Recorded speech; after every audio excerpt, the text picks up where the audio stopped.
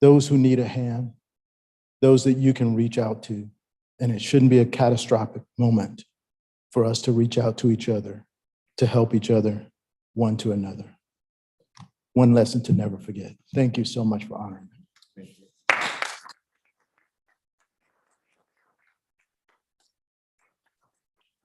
So Chief, we're going to take a photograph real quick with both of the leaders of our first responder teams, along with members of the council. If we join in front of the dais there.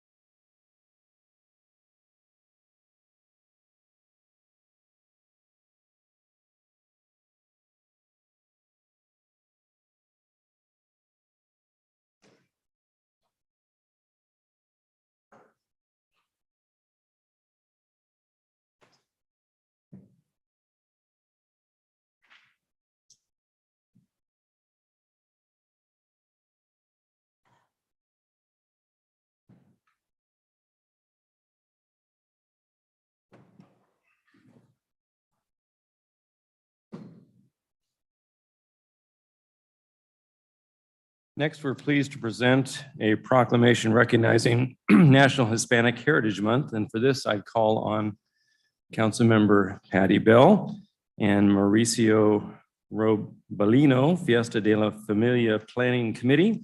He'll be joined by members Holly Boki, Sylvie Johnson, Suzanne Martin, Laura Martinez, Nancy and Jose Orantes, Isabella Reed, Roberto Sanchez to receive the proclamation. And thank you for your work. Please join me.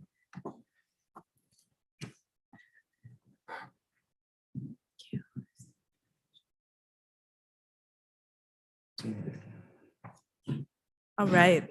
So, hola y bienvenidos. I want to read today's proclamation for Hispanic Heritage Month.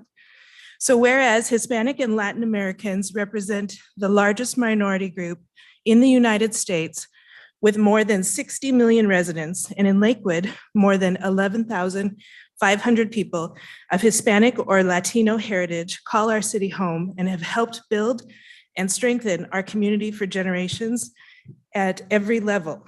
And whereas we proudly celebrate Hispanic Heritage Month, an observation that began in 1968 under President Lyndon B. Johnson and was enacted into federal law on August 17th, 1988, calling upon all people of the United States to observe this with ceremonies, activities, programs, and revisiting our history. And whereas from September 15th through October 15th, we give special attention to honor the invaluable ways Hispanic and Latin Americans contribute to the fabric of our community by celebrating our common goals, learning about their diverse cultures, and working toward a stronger, more inclusive, and more prosperous society for all. And whereas Hispanic and Latin Americans have enhanced and shaped our national character with centuries-old traditions that reflect the multi-ethnic and multicultural customs that make our nation great, while adding their own distinct and dynamic perspectives to the story of our country. And whereas in Lakewood, Hispanic and Latin Americans are a significant and fast-growing demographic representing the largest minority group, and their contributions to the city are invaluable, including through small business ownership, volunteerism, and workforce support. Now, therefore, be it resolved that the Lakewood City Council hereby proclaim September 15th, 2023 through October 15th, 2023 as National Hispanic Heritage Month. And in the city of Lakewood, we encourage our community to join us in celebrating the great contributions of Hispanic and Latin Americans at our Fiesta de la Familia event on Saturday, September 9th, 2023, from 12 to 7 at Fort Steilacoom Park. So I hope that you will all join us, and I would love to hear from the planning committee. Go ahead, guess I'm say the what you need to. I am the planning committee, not really. I'm just a happy volunteer and very honored to be here at your beautiful city hall to invite you all to join us to celebrate Fiesta de la Familia at Fort Steilacoom Park on Saturday. Festivities start at noon and go on until sunset. And we're going to have a car show, art show, food, dancing, music, poetry. It's going to be really cool. It's the second year that we do this. And I can't tell you how happy it has made a lot of people to be able to participate, share their abilities, their talents, their gifts, and see how they can make other people happy. So I hope that we see all of you there. Bring your families, bring your pets. I think that the park is pet friendly, and I hear that it's going to be sunny. So that's fantastic. Yeah. Thank you for this opportunity. And thank you, Sally, for making it possible for us to really work. You have an amazing force of nature in Sally. Thank you. Well, So thank we're you. going to take a picture. Thank you So- very Oh, we much. are? Yeah. Come on down and join us. We'll take a photograph. Take your photo. Yeah.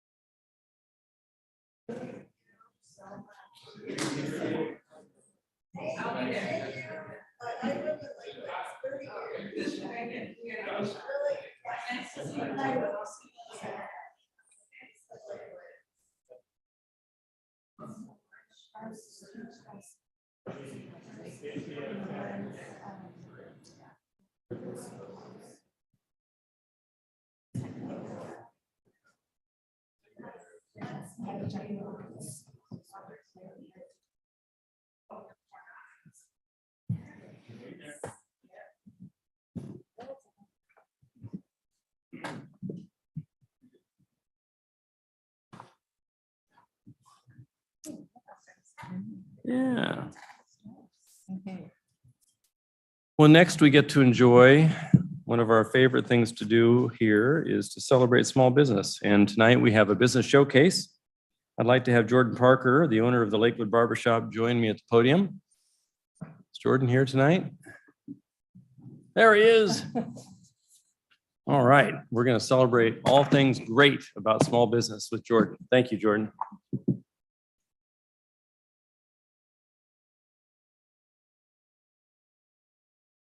See ya. Yeah, good to see you. Hi, nice to Hi, meet you. pleasure Come on meeting in. you. Well, this is one of our favorite events that we do monthly, if not quarterly, to recognize one of our own, our small businesses here in the city of Lakewood. And today, despite my own lack of hair to cut, I am pleased to celebrate Jordan Parker as the owner of the Lakewood Barbershop. For a small business, Jordan and Cairo Parker. So yes, thank you.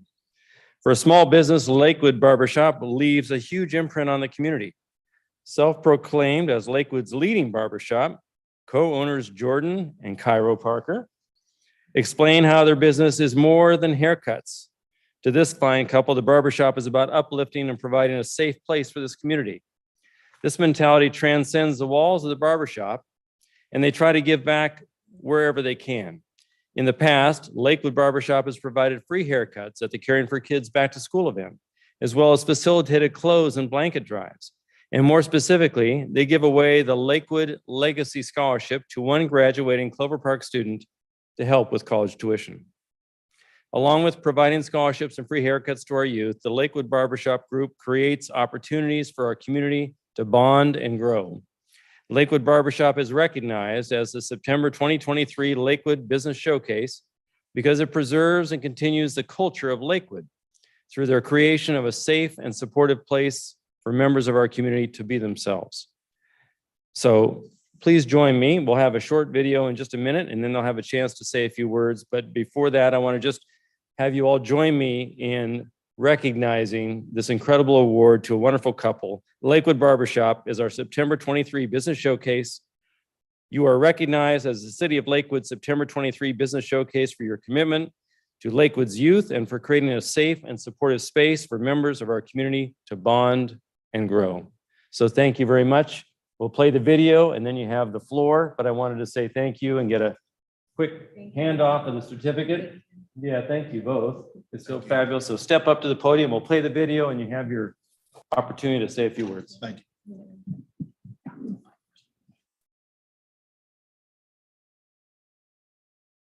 My name is Jordan Parker. I like to go by JP, that's what everybody calls me. And I am, along with my wife, Cairo Parker, the co-owner of Lakewood Barbershop.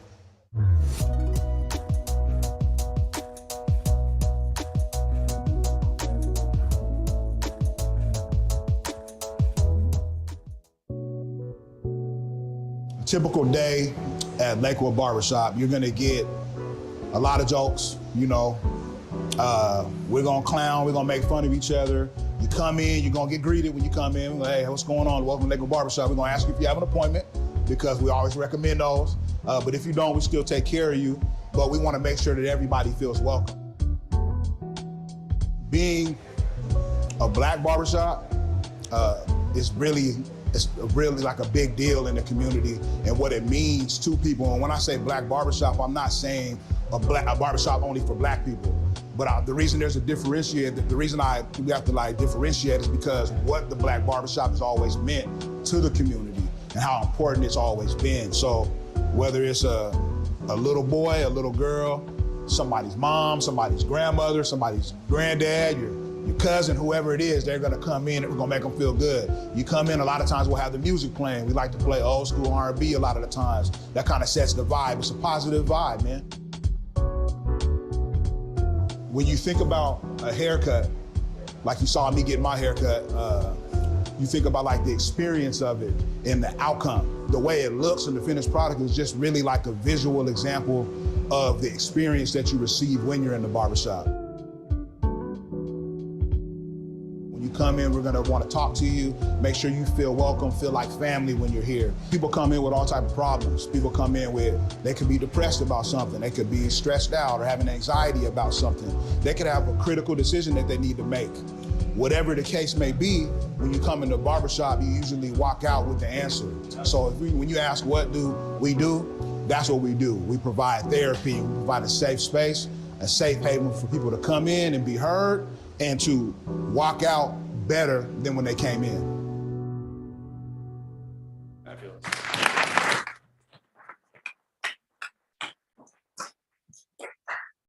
Okay, well, JP, co-owner, Lakewood Barbershop. I guess first and foremost, I just want to say thank you.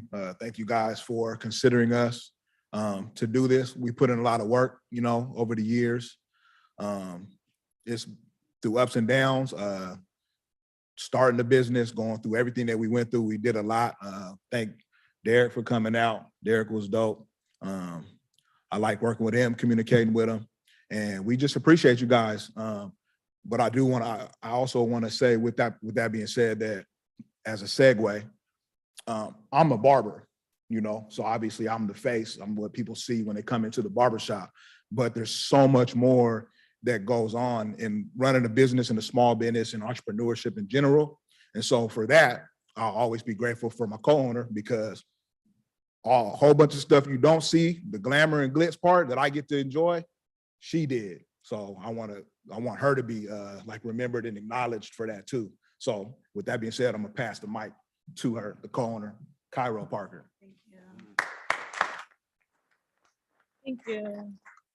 Thank you, Mayor, Deputy Mayor, Council. Outside of the barbershop, I'm also a small business consultant. And today we have our boys with us, Andrew and Aaron.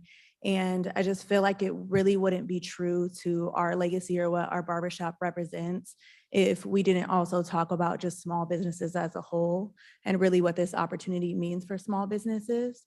And so first, just saying thank you for the showcase. I think that this is a really important thing that the city offers to small businesses. It's recognition for a lot of people that don't usually get that recognition. So it's very essential and it's very impactful. We definitely want to share this with the other small businesses of Lakewood that don't get the honor of being here today and may never get that honor. So we're absolutely sharing this. And I just wanted to also say many small business owners, especially our Black and Brown business owners, don't get opportunities to create the life that they want to.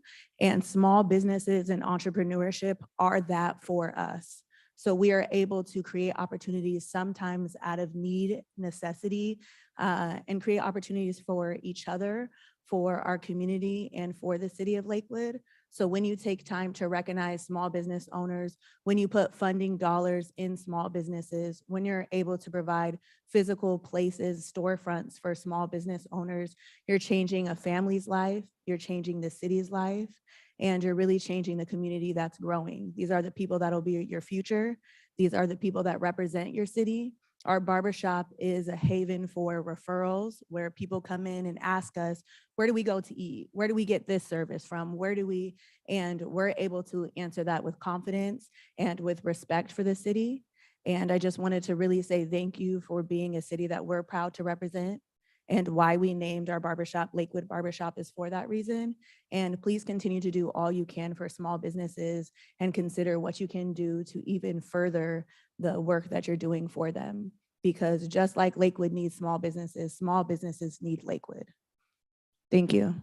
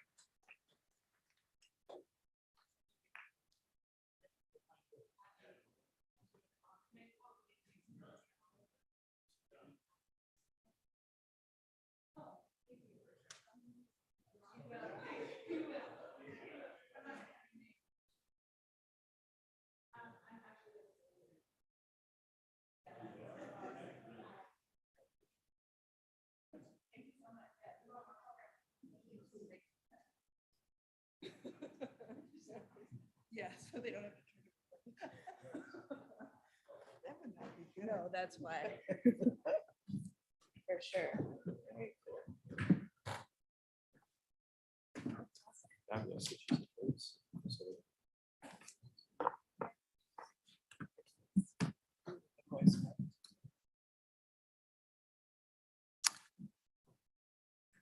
Well, next, we're pleased to have our youth council present their probably first youth council report of the school season. Welcome. We have Angel here.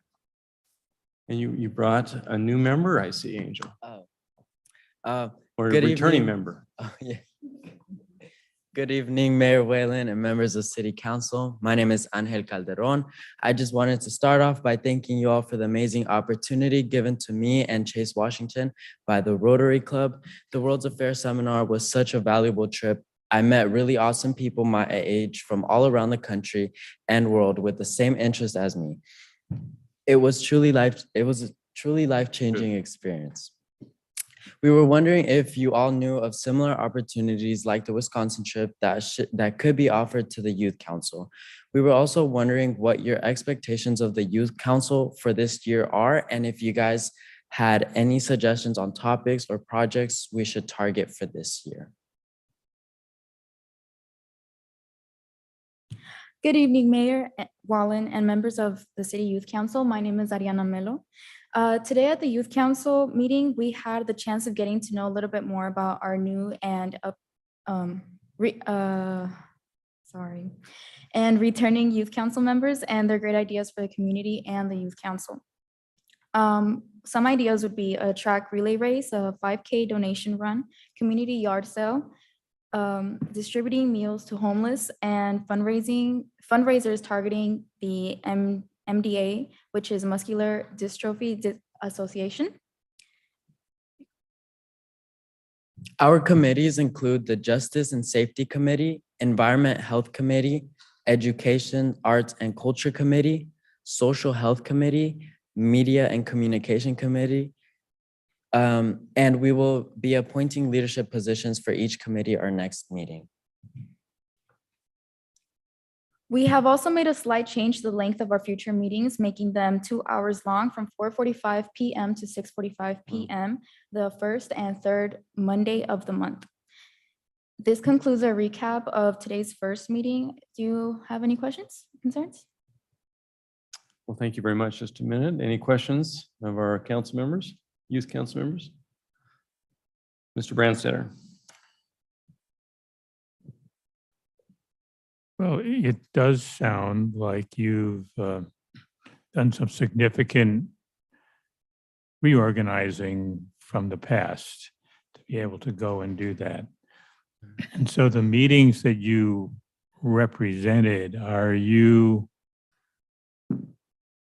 the committees that you mentioned, are they going to meet for a period of your meetings and then have a meeting of the whole council? Or how do you envision that working so that everybody's time is both well used, but that there is also enough time for everyone to actually be well involved in the committees that they have been on? And I inferred what you didn't say, but I inferred that people are only on one of those committees you mentioned. Yes, so this year we got a lot of new members of the Youth Council, so we had to split up positions. And today we submitted our most wanted committee. So I think Shannon will be splitting us up based on what we most wanted. And we'll be meeting for the 2 hours that we have. We'll make sure to take most of the time we have and try to come up with something, but we'll also be meeting after our meetings or on different days, since we only meet on the two Mondays out of the month. So we're hoping to meet with our committees separately outside of school or during school. It just depends. Well, I will tell you that the committees that you mentioned and the interests that you think, I think align well with the interests and work that the council is interested in those areas. And speaking as one council member, while I'm not disinterested in the calendar of events at the various schools, in your monthly reports to us, I think I would be more interested in the thoughts and work of your committees rather than just focusing on the calendar of what is going on in each school. I think that will be more helpful, at least to me, in my role as a city council member, in being able to hear your voice. Thank you. Any other questions, comments? I just want to say thank you for your comments tonight, and thank you for stepping up as one of the two members who went on the youth exchange program sponsored by Lakewood Rotary. That was something that was sitting for a bit, looking for a place to land. And we communicated, Lakewood Rotary did, to Mary Dodsworth, who communicated to the Youth Council and found exactly the right match of people who had an interest in the topic and a willingness to step up. So thank you for doing that. And on behalf of all of us here, I just want to say these young folks, Angel and his partner reported out at a Lakewood Rotary meeting. They did a fantastic job giving us feedback on their learning experience and what they gleaned from the program and why it was important to send Lakewood youth back. So more of those opportunities, if there's interest, will let us know, and we'll do what we can to match, again, opportunity with willingness to serve. So thank you for doing that. Thank you. Thank you again. Thank you. Well, thanks. Thanks for coming and have a great year. Well, following up on all things education, we're pleased tonight to have our own Clover Park School District Board member, Carol Jacobs, to present the Clover Park School District Board Report.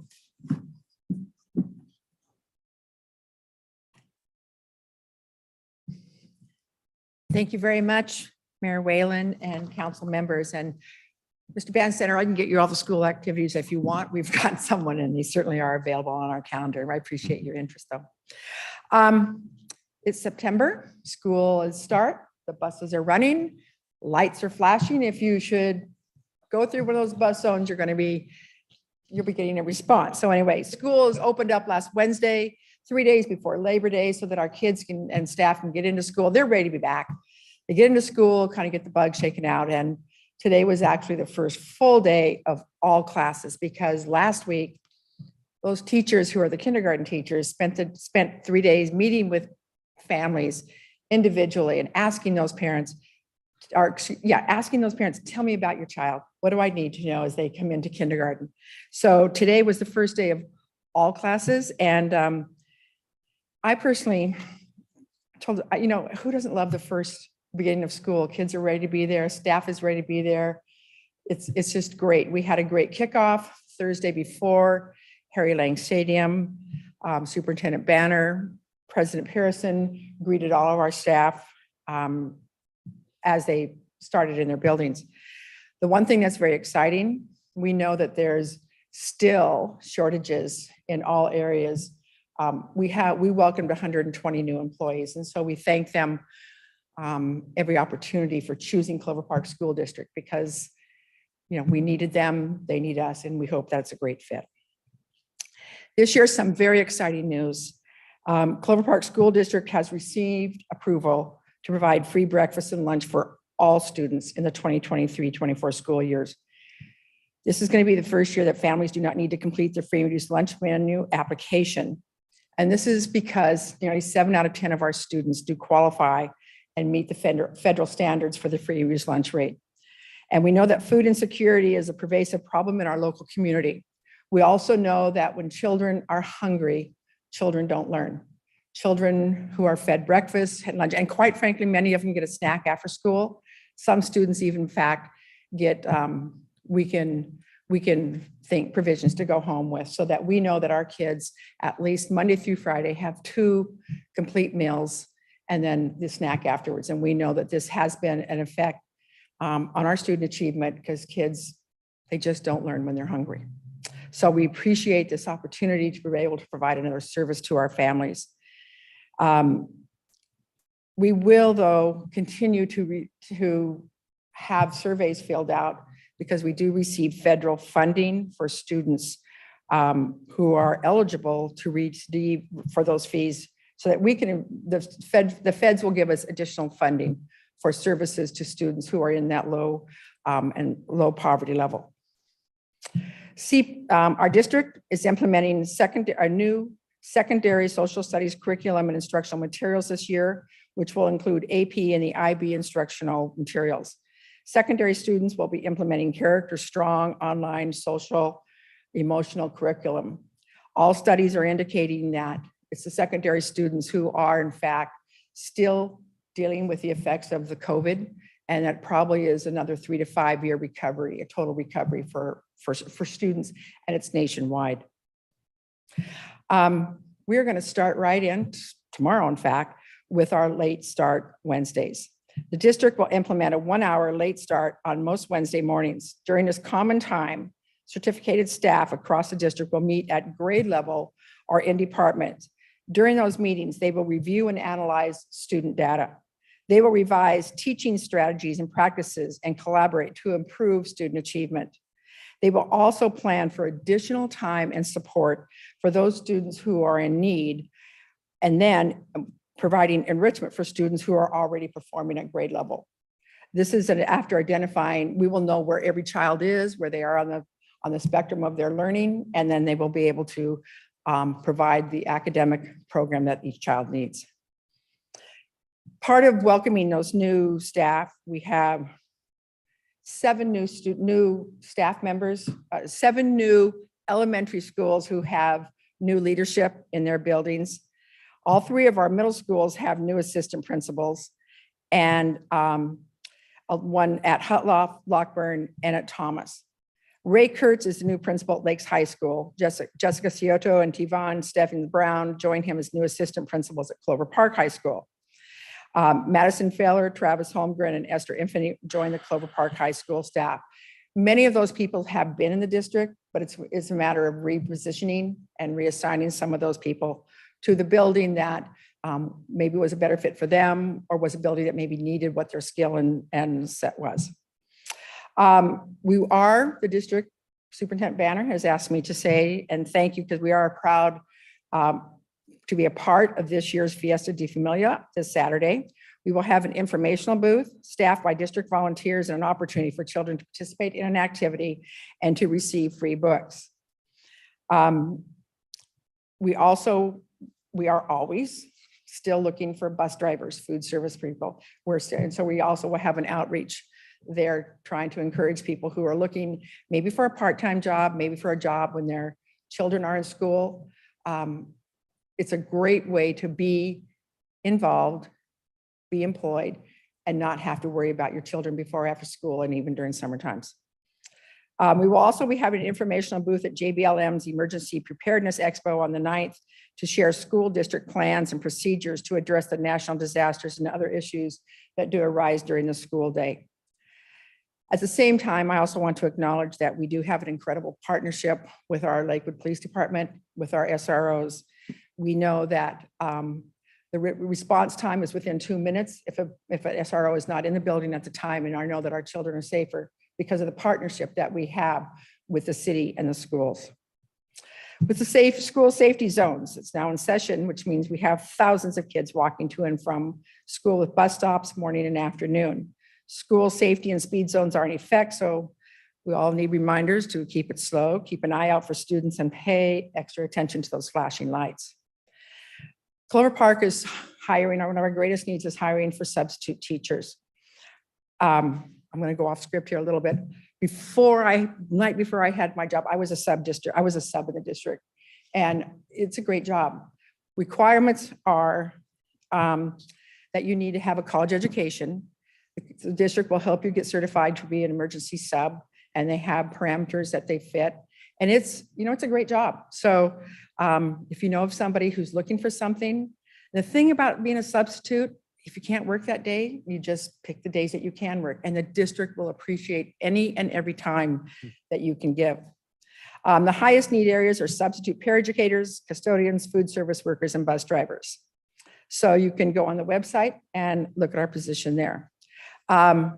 Since school is beginning, we know that, especially at the high school level, it's in full force and it's moving.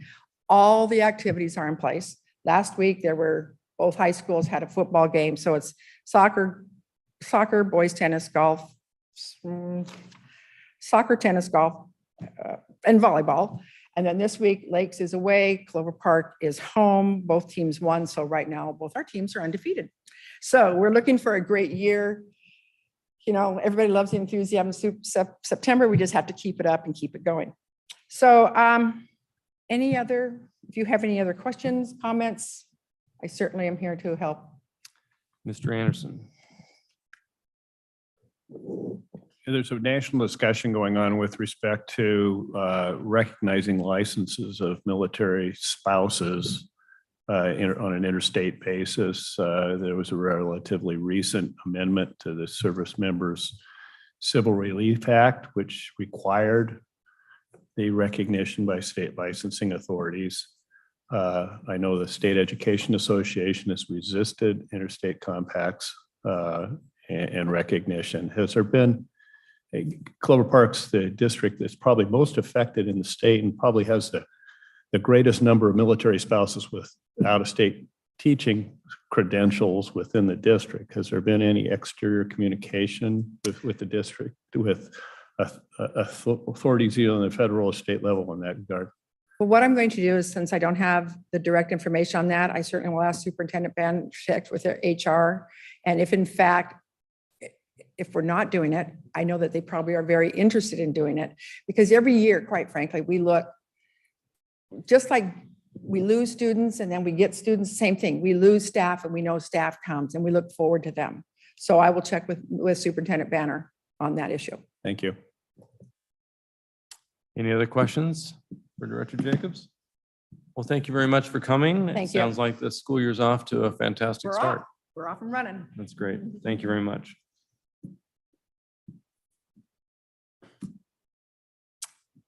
We next have the public comment section of tonight's agenda. Public comments are accepted by mail, email, or by live, virtual, or in-person comment. Comments may be submitted in advance by mail or email to our city clerk, Brianna Schumacher, at 6,000 Main Street Southwest here in Lakewood, or at her email address bschumacher@cityoflakewood.us. Comments received up to an hour before the meeting have been provided to all of us electronically, but for purposes of establishing our record, we ask the clerk to read the names of those who have submitted comments in advance. Madam Clerk.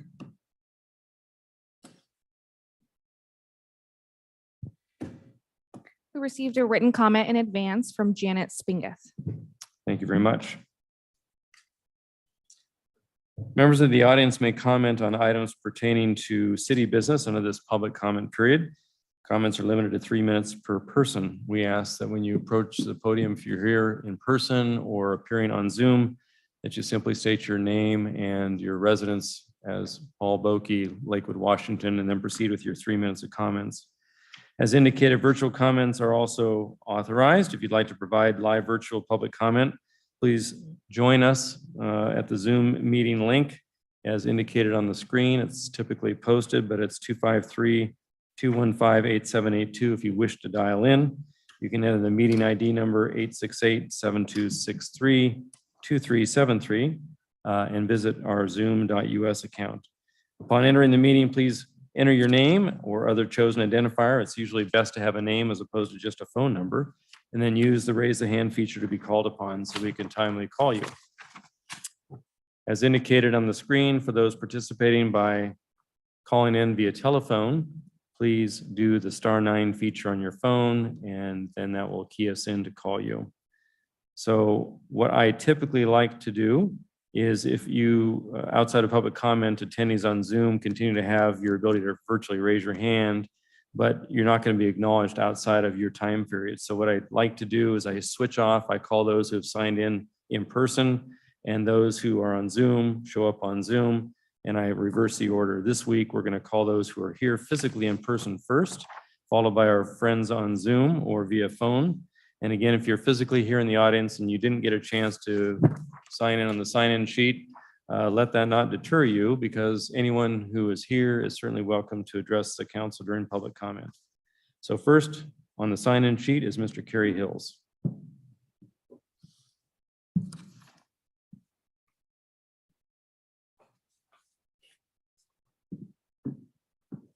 Good evening, Mayor, council members.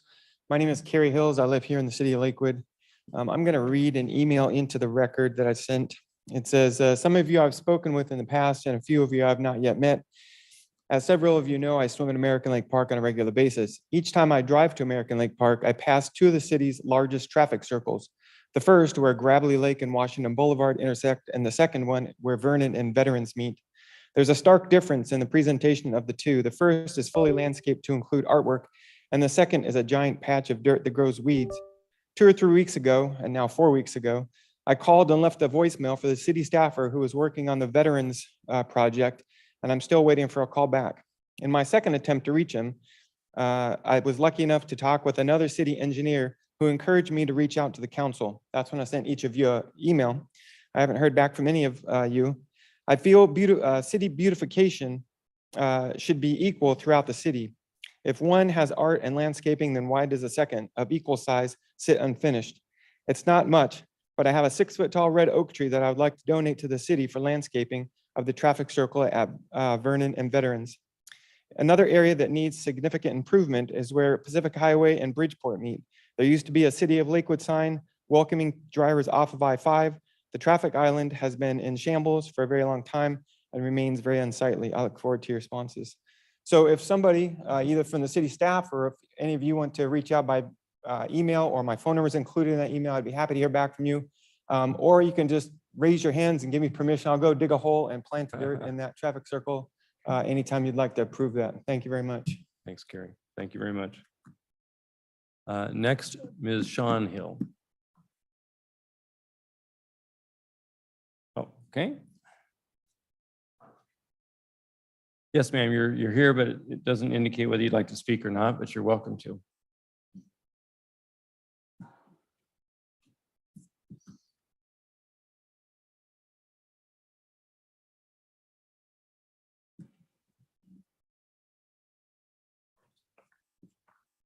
I'm Sean Hill, Lakewood resident. Most of the council knows who I am. I want to address the lack of concern for affordable housing. By my count, in the past 4 years, there have been a number of projects that support home buyers of high income and almost nothing for people starting out. I'm not sure what the goal is beyond pushing out working class people. There's little opportunity to purchase homes for some of our recent graduates and young adults. And I don't see the city making any effort to correct that. We've had approximately 97 homes built in that time period with an average square footage of around 2,700 and an entry-level price of around $730,000, which is going to be beyond the reach of a lot of people. In the same time, a few townhomes have gone in, and those are a little more affordable, but I'm not seeing a pathway to home ownership. And I don't see the council making much of an effort to correct that. I think you're letting us down, and more of an emphasis needs to be put on entry-level homes being built in the city. At the same time, you're also decimating our tree canopy. And I've noticed that a few developments that benefit 10 to 20 families have gone in to the detriment of the rest of us. I live in the Lake City neighborhood, and between the city and the water company, you've had ingress and egress torn up in my neighborhood for 4 years. When we had the fire emergency the other day, I was very concerned with ash falling in my yard about how I would actually escape were that necessary. So more emphasis has to be done on amenities and structure for the working class citizens of Lakewood. And as you mentioned, we are very much a military town. And I'm sure that includes people who aren't retired generals and colonels. So please turn your attention towards somebody beside whoever is paying for your campaigns or inviting you over to fancy barbecues, because I'm not seeing it.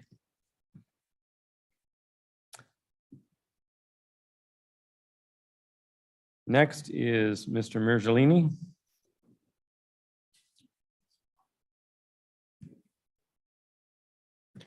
Hello, everyone. My name is Ibrahim Mirjalili. I'm a resident of Lakewood.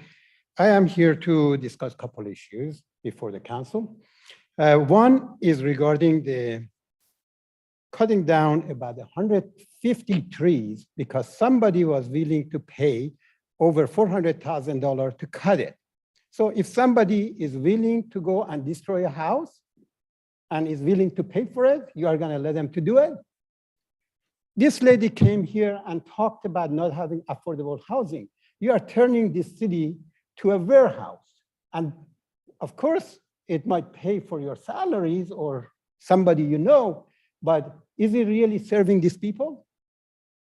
You decided to condemn our home. Don't you think we also pay to pay it off?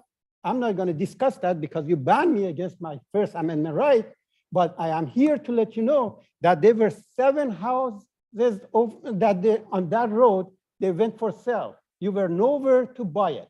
Our home was on sale for 2 years. You were nowhere to buy it. Now you want to condemn it. Is this really right?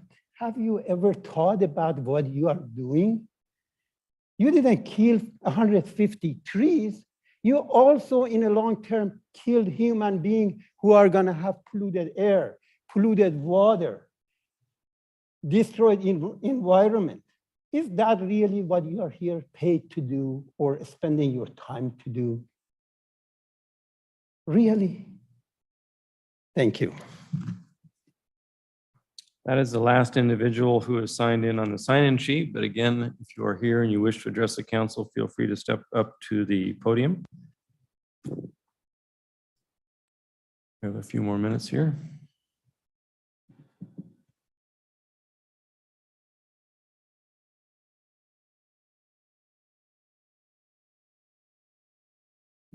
Hello, my name is James Dunlop and I am a Lakewood resident. I got a note from someone, I won't mention her name, regarding the recent destruction at the property at 123rd Street to create warehouses. Hi, I was trying to see who I could contact about stopping this warehouse on 123rd Street. I'm just devastated. There's so much wildlife in there.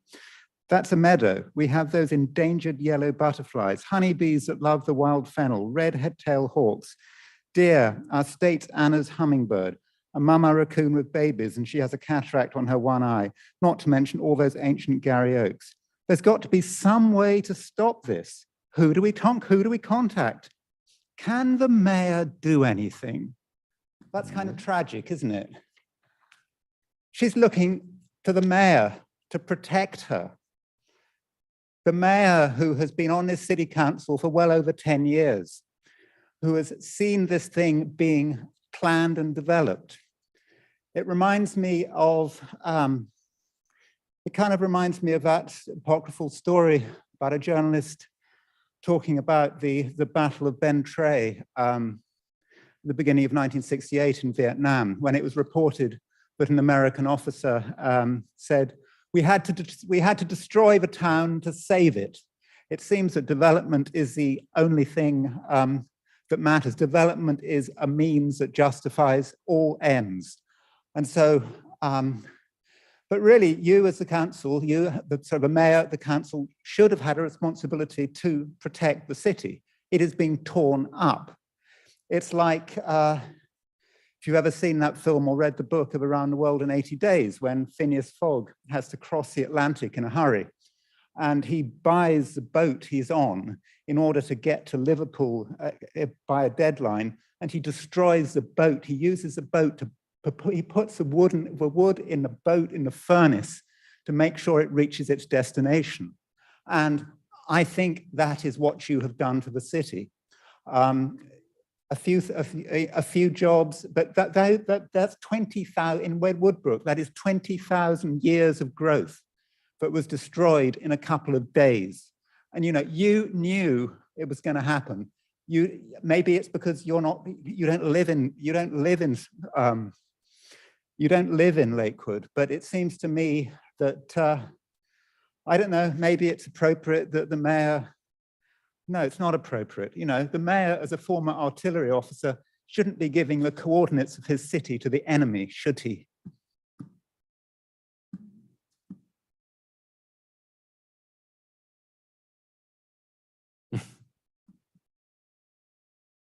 Hello, I'm sorry I'm late.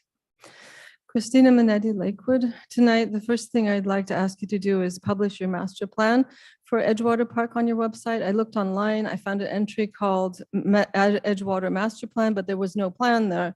Please tell me when it's been published.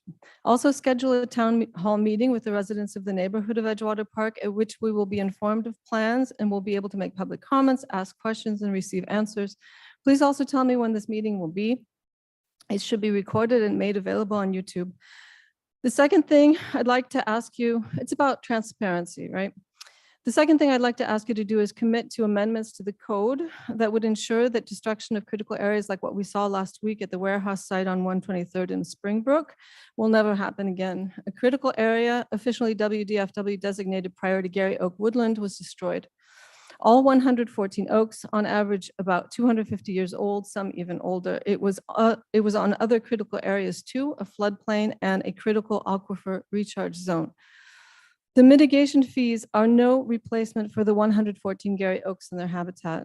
A woman who lives in the apartments next to the site told me that she talked to Mr. Buer, who told her that he wanted to set something straight, that the developer had paid to cut down those trees, as if that makes up for their loss. What good is money in the bank? Even $417,000 of it. The city has to stop thinking in terms of mitigation and start thinking in terms of real quantifiable damage that it is facilitating in Lakewood in terms of cumulative impact and permanent loss of irreplaceable Gary oaks and other trees, their habitat and all the creatures that live there. When I was watching 2 of the last 3 oaks of those 114 being cut down, because I went there every single day, so when they, wait, not Thursday, sorry. I saw swallows, which are federally protected, in a panic, flying up to the top of the crown of one of them just a couple of minutes before the oak came crashing to the ground. It was horrific to see. They had a nest there. It is a crime to destroy a swallow's nest if it's occupied, which it was. I have it on film. But Lakewood doesn't care. Lakewood is above the law. The next day we saw them flying around in confusion right by by Bridgeport, flying from one place to another, not knowing where to go, getting on the line and going up to the tree. You can't just tell them to go somewhere else. Their habitat is gone, the meadow and the oaks, the insects they eat. And even if you could, the other habitat is already occupied. Forcing wildlife onto already occupied areas like this is called species packing, and it leads to extirpation. That means death. I asked the city council to do better and live up to its slogans about protecting nature for future generations. Revise your tree code again, revise your critical areas ordinance this spring so that tragedies like the one in Springbrook will never happen again in Lakewood. Make it happen, no excuses. Thank you. That is the last, oh, go ahead. No, feel free. Okay, feel free to queue up so I know that there's interest. Thank you.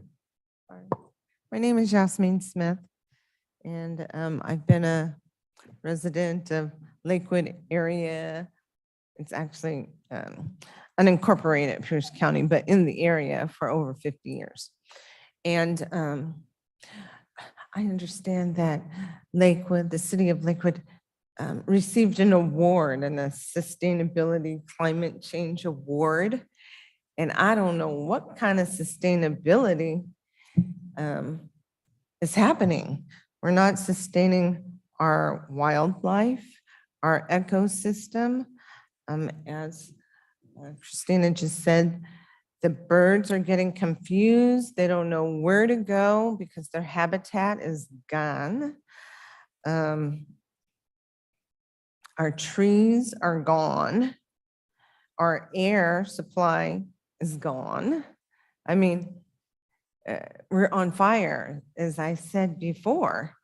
And what are we sustaining? Our lives and our neighbors. Our neighbors, I've heard, and we know that one of our neighbors' house is being eminent domain condemned. And, you know, I just kind of heard about it in a roundabout way. But before you do something like that, I think the other neighbors should be able to know. It's not like you're advertising that you're taking someone's home away, that people would know, because if people knew in Lakewood, I'm sure this place would be filled with people saying, how could you take someone's home away? For what? So more people can be on the lake. I mean, the lake has been there in these 50 years that I've been here, and no one's ever complained. And if they have, it hasn't been that big of a deal. We know people who live on the lake. They live on the lake. They pay to be on the lake. They pay extra to be on the lake. They clean it up. There's ways, if you want to go kayaking, just to throw your kayak. I drove past the street last week, and I saw people coming out of their kayaks and their boats and with their kids and their surfboards that you stand up on. So people are enjoying the lake. Why take someone's home?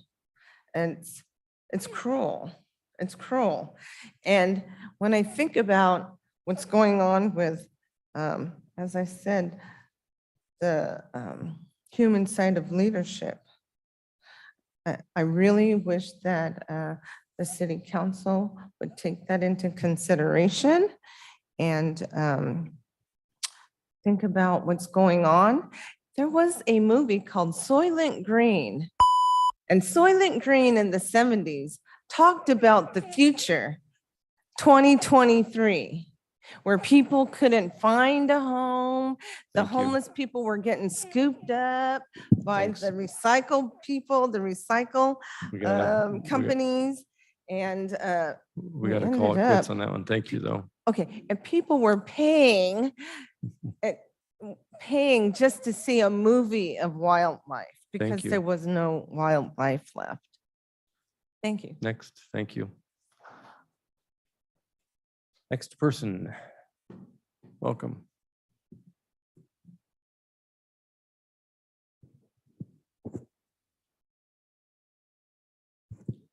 Good evening, council. My name is Helen Wagner. I live in Lakewood.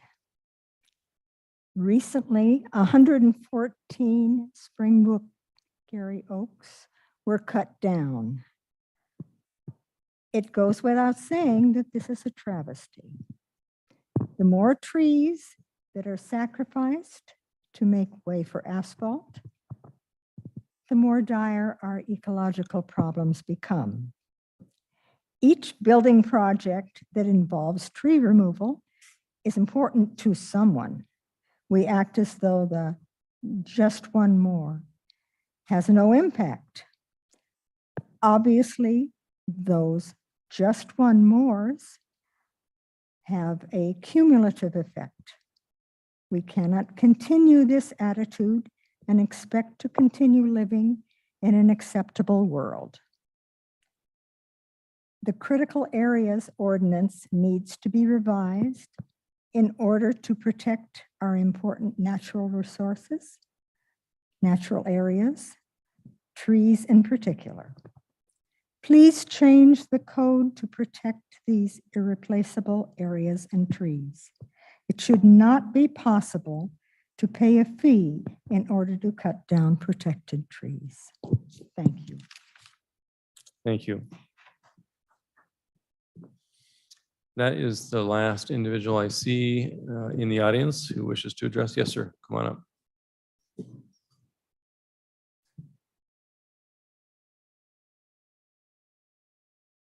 Good evening. I'm Daniel Dobler, Lakewood resident. Yesterday, crossing the bridge on the Stillicum Lake, it's just a mess. And I told you guys the last time I came to the meeting, you guys got to do something about all the cars parked in the no parking. The cars are hanging over in their lane. There's people fishing, all not just in the extended area for fishing, but all up and down the sidewalk, baby strollers. It's just an accident waiting to happen. You got to do something about it. You have to, every time I cross that, you got to be cautious with some kid cast gonna pull back, you're gonna knock out a windshield or what have you. But that's just the side deal. For me, I had a wonderful conversation with the gentleman whose home is in question tonight. And last time I was here in Abraham, I enjoyed speaking to him, very charming. He told me he's Muslim. And I mentioned to him, I know a very prominent surgeon who's from his country and works out of St. Joe's. And you're the second gentleman I've met from Iran. And he's very charming, very interesting, both of them. And I think it's sad that we've got a whole lake there with 400 homes, and his home is the one determined that has to go. We don't have any diversity on the lake. There's a couple black families. My wife's Hispanic, but he's being singled out. And we finally, I just met him by chance. I didn't know his home was being in question with this park, which to me is not a very wise investment. You got to keep up with the properties you already have. It's just a narrow strip. It's a mess. It's never upkeep. You don't maintain it. You don't clean it. It's a filthy mess. I don't see the point in adding to that mess. If there's not going to be the maintenance, if there's not going to be the commitment, we have a problem in the lake. There's no law enforcement. The other night, the kids out in front of my house, late. I don't know, it had to be, I don't know, Swell, if you could hear, but the other night, it was a racket. Partying, drinking, screaming and yelling out there. And I'm just saying you're just adding fuel to the fire. That is not a very good designated park. You need something you can open and close every night, because otherwise you get like those guys out on the island last summer, this 2022, camping out there. The birds had nowhere to go.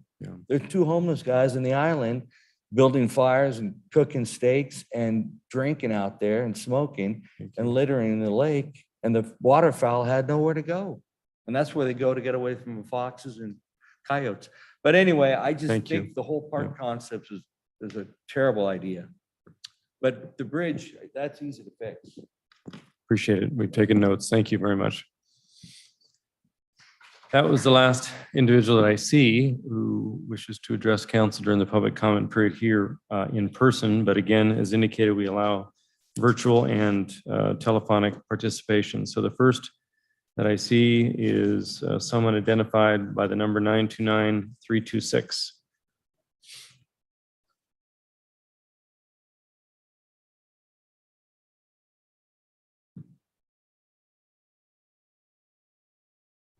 Well, I don't know if that's me or not, but the unmute sign came up. This is Dennis Haugen. Am I the right one? Yes, you're still here at the City of Lakewood, Mr. Haugen. Okay, Dennis Haugen from Sioux Falls. One of the few things I noticed tonight, long report on the schools and no mention of reading, math, and arithmetic. And would just encourage you to check the nutrition value of the meals that are served to some of those poor kids. And also, the state of South Dakota, if you need work, they honor tradesman licenses and almost all tradesmen's licenses immediately if you have one from another state. So you can go to work immediately. We're building the economy here on work. And thousands of people are leaving and looking for newer places to live in all the different states to see, and they're comparing states. In 2018 was kind of a interesting year. That was the year that the state decided to be a sanctuary state. And then sometime later, just fought any attempt to have a border system that would bring down the millions of people that have come across the border. And of course, there was no plan because math isn't an important subject in your area, or you kind of would have figured out and protested what the state did. There's all kinds of people coming into the country that we don't know anything about. And of course, that's caused the loss of hundreds of thousands of lives in the drug trade that comes across there. A much worse catastrophe than 9/11. That was 3,000, plus probably another few thousand that died thereafter from the dust. But the border has caused millions to die from fentanyl and other drugs. And also nothing is mentioned ever about how many people got brain damage from overdosing on drugs that didn't die. And what does it cost to take care of them? So anyway, and the price of housing isn't coming down anytime soon. And the interest rates are 7%. I've been through this many times, and the cost will only go up. Thank you. Thank you. Next, Pepper Lasowski.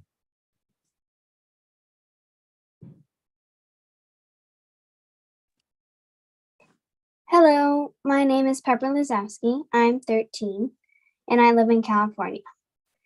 I spoke on the same subject, the Gary Oaks, a while back, but due to the loss of 114 Gary Oaks, I am back.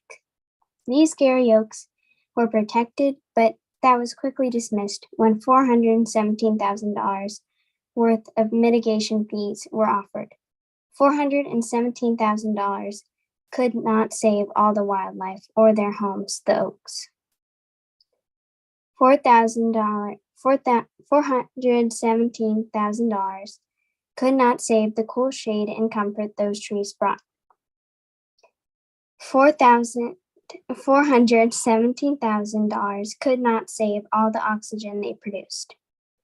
$417,000 could not save the 114 old and loved Gary Oaks. These trees, 114 of them, are gone. This may be disheartening and a cruel thing to realize, but they are gone and were taken away like unwanted trash. But there is still hope that this kind of thing won't happen again if you change your rules. I hope that you all heard what I and many others said and make a decision to not let this happen again. Thank you. Thank you. Next is Ticomir Dunlop. Hello, can you hear me? Yes.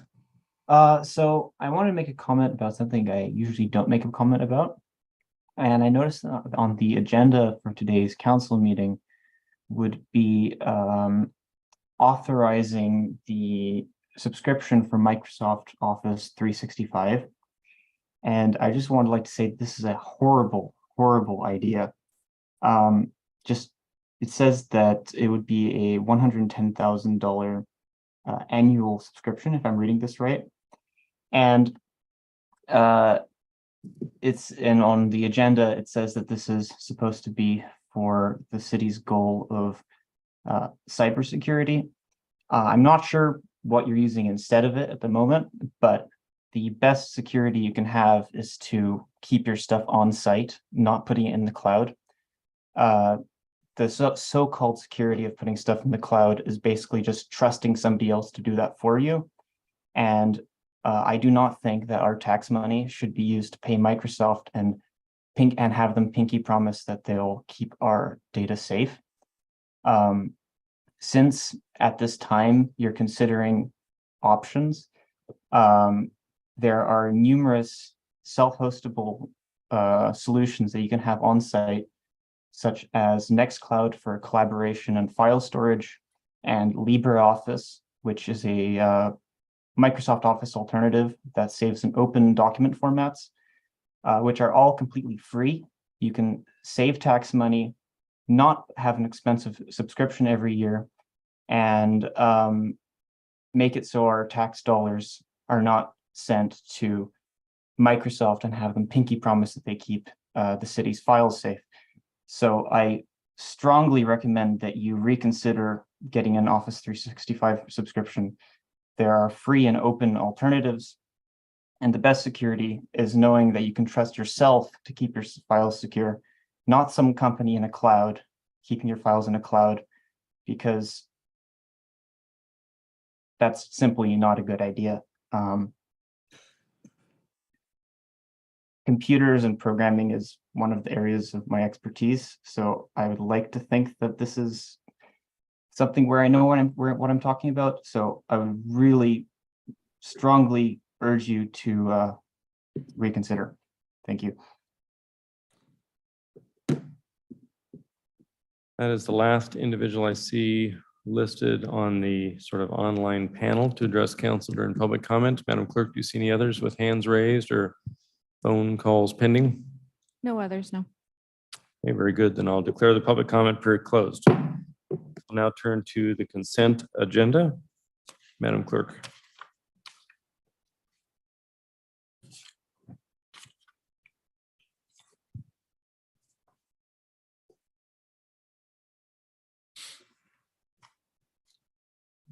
A, approval of the minutes of the City Council study session of August 14, 2023.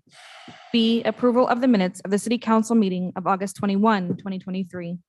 C, approval of claims vouchers in the amount of $4,348,096.44 for the period of July 19, 2023 through August 16 of 2023.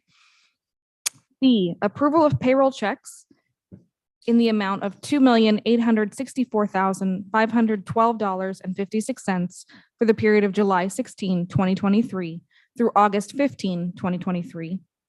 E, motion number 2023-82, authorizing the execution of an amendment to the agreement with Tetra Tech for the Wahop Lake Alum Treatment Project. F, motion number 2023-83, authorizing the execution of an agreement with Liftoff LLC for the Microsoft 365 subscription. G, motion number 2023-84, reappointing Mark Pela to serve on the Public Safety Advisory Committee through August 6, 2026. And H, items filed in the office of the city clerk. 1, Independent Salary Commission meeting minutes of July 25, 2023. Thank you. Is there any item which any member of the council wishes to remove from the consent agenda consideration at this time? If not, do I have a motion to approve the consent agenda as presented? It's been moved by Councilmember Anderson, seconded by Councilmember Boki, that we adopt the consent agenda as presented. Is there any further discussion? Seeing none, all those in favor say aye. Aye. Any opposed? Oops, excuse me. The consent agenda has been adopted. We now move to the regular agenda. Ordinances, Madam Clerk. Ordinance number 780, amending Lakewood Municipal Code, Chapter 2.14, related to the training required of court compliance officers. Thank you. For this, we have our city attorney, Ms. Wachter. Good evening, Mr. Mayor, Deputy Mayor, members of the council, Heidi Wachter, City Attorney. 2 weeks ago, I appeared and told you I'm not Mary Dodsworth, the Parks Director. I'm also not Dina Wright, the Courts Administrator. However, the matter before you is fairly straightforward and doesn't require a lot of explanation. To the degree that explanation is warranted, it is this. We previously had in our code a requirement that court compliance officers would complete a very specific state correctional officer training, and that would have continued going forward, except that when COVID hit, we were not able to any longer send our court compliance officers to that training. And so what we did was we sent them through the same training that our officers do that's done internally here. And that training consists of things like learning how to use the different tools that the officers are given, learning compliance techniques with individuals who aren't behaving themselves, things of that nature, rather than what it turns out the correctional facility training was more about how to take prisoners to and from their cells and things of that nature. So our compliance officers did it, but a lot of what they got trained in wasn't really applicable to the day-to-day work. And so as they decided at the court office to go ahead and stick with the internal training that was more applicable, more easily tailored to what the officers actually do, they realized that this had been codified And so they've asked for this amendment to simply switch from one training to the other to reflect what's actually done and the preferred training by the court. I'd be happy to try and answer any questions, but you have just heard pretty much everything I know about this, and it is just an amendment of the one training for the other. Thank you very much. Any questions of Ms. Wachter on the proposed ordinance number 780? Seeing none, thank you very much. We have a motion to adopt ordinance 780. So moved. It's been moved by Councilmember Anderson, seconded by Deputy Mayor Moss, that we adopt ordinance 780 pertaining to the amendment of Lakewood Municipal Code, Chapter 2.14. Any further discussion? Mr. Brandstetter. Yeah, thank you, Mr. Mayor.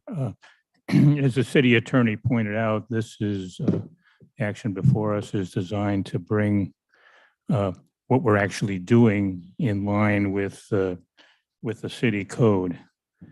And in that spirit, I did have some discussions with the city manager regarding the applicability of the special commission provisions in this thing as relates to the building official.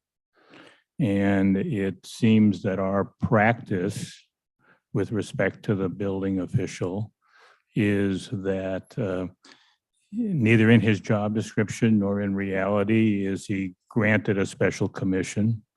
He is not one of the special commission folks that carries oleoresin spray to be able to go and do that. And that it is, not looking to go and do that. Okay, and nor is the building official hired through lists that are prepared by the Civil Service Commission, as are the other, the court compliance officers, animal control officers, code enforcement officers who do that. And so in that regard, I would move to amend the ordinance in the second paragraph of section 1, where there is a sentence that is, it is the second sentence, and it to delete the term building officials so that sentence read code enforcement officers, community service officers, and animal control officers are authorized to carry oleoresin capsimosi spray issued by the Lakewood Police Department with no change to the rest of the piece there. I think that's just the same in the keeping of just aligning the code with current practice, which is the same thing that we're doing with regarding to the training requirement with the court compliance officers. Okay, I see that there's an amendment to strike the words building officials from proposed ordinance 780. If you want to have some discussion and perhaps a question of Ms. Wachter, do we have a second to put that amendment on the floor? That was a motion, I take it, right? Yeah, it's the building official is not in practice a individual with a special commission and is not treated or doesn't perform with respect to that sentence, he doesn't carry OC spray while he's out performing his duties. Do we have a second for purposes of discussion? Right, it's been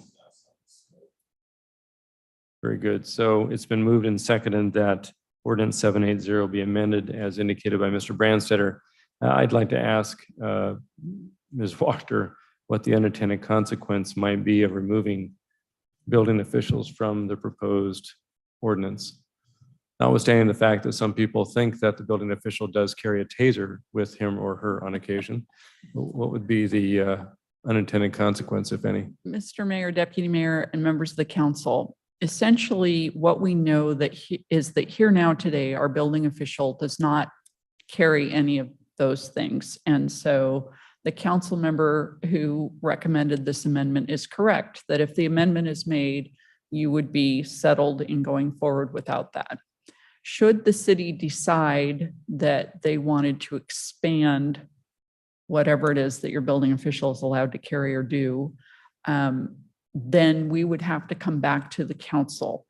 And I think there's always going to be some line you would want to respect between what the chief of police does. For example, the chief of police is the one who can issue the special commission versus what we say that they're allowed to carry. So it's really how comfortable the council feels with getting to that level of detail and knowing that that constrains what those officers can do without further permission from the council. Now, having said that, we've been a city for 25 years and haven't had this issue of them carrying that. I don't think they've done it in the whole history of the city, but it's really up to the council how they choose to proceed with that.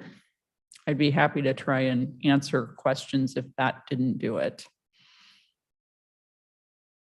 Any questions of Ms. Wachter, Mr. Anderson?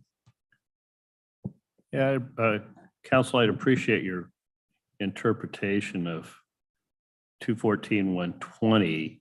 While it talks about the scope of a limited commission, it doesn't indicate that limited commissions are granted to building officials. Is that correct? Correct. Right now, I'm not sure that that happens. I will tell you to the degree that it would happen through the chief. And then it includes a sentence that says, without saying that the powers or authorization is to someone with a limited commission, says, quote, court enforcement officers, building officials, community service officers, and animal control officers are authorized to carry bear spray issued by the Lakewood Police Department, may only use it for defensive purposes. The way I interpret this is, while it doesn't say that they're limited commission people, that it does say that the police department can give a building official bear spray, for lack of a better term, for defensive purposes under our current It ordinance. sounds like that's what the language says. But they haven't, in practice, haven't done it. In practice, have not done that. So we would be taking, the amendment would not change anything with respect to the scope of limited commissions because they aren't commissioned now, but it would take away the authority of the chief to issue bear spray to building officials who might feel harassed. Correct. And there's a degree to which that limited commission really has more to do with the authority to write tickets as opposed to the ability to defend oneself. So they can be viewed as separate questions as you've indicated in the language of the ordinance. Thank you. Any other comments or questions? Mr. Branstetter, did you have something there? I would should just say that including the building official in this ordinance is someone that, should the police department decide to, could issue OC spray to, in a ordinance that is really focused on folks with a special commission, is misplaced. That everyone else in the city who's authorized to carry OC spray is someone that has a special commission, is treated in their hiring and qualification and training, there's a relationship with the police department and with the Civil Service Commission. And to just add in this, whatever the boilerplate was when this ordinance was first established, that put building official in that sentence, okay, is not what we're doing. And I'm not particularly sure that it's what we want to do. None of the past police chiefs have gone ahead and authorized a building official to carry to carry this. And so in the interest of an ordinance where we're cleaning up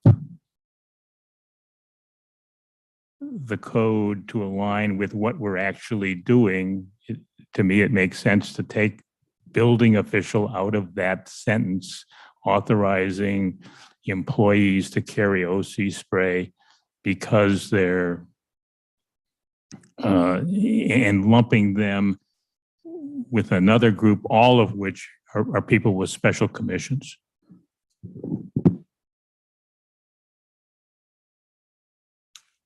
Any other thoughts or comments on the amendment? Any further discussion? All those in favor of the amendment, which specifically removes the term building officials from the proposed ordinance number 780, signify by saying aye. Aye. Any opposed? I hear soft 5 nays. The nays have it, so the ordinance fails. So we now turn to ordinance 780 as unamended. Any further discussion? To be clear, the amendment failed, right? Not the ordinance. Oh, I'm sorry. Yeah, I meant to say just the want to make amendment. sure everybody's on the same page. Yep, thank you. Yep. The amendment failed. We now turn to ordinance 780 as unamended. Any further discussion? If not, all those in favor signify by saying aye. Aye. Any opposed? Ordinance 780 has been adopted. We now turn to unfinished business. I don't see any, Mr. Caulfield. There's none, Mayor. Any items of new business? Not this evening, Mayor. Great. So we can turn to reports by our city manager. Mr. Caulfield, you have the floor. Thank you, Mayor. Good evening, Deputy Mayor, council members. I'd like to call up our Public Works Engineering Director, Paul Busich, who would just like to give you an update on our mandatory sewer connection program. And he has a slide deck to help facilitate his presentation as well. I should break it.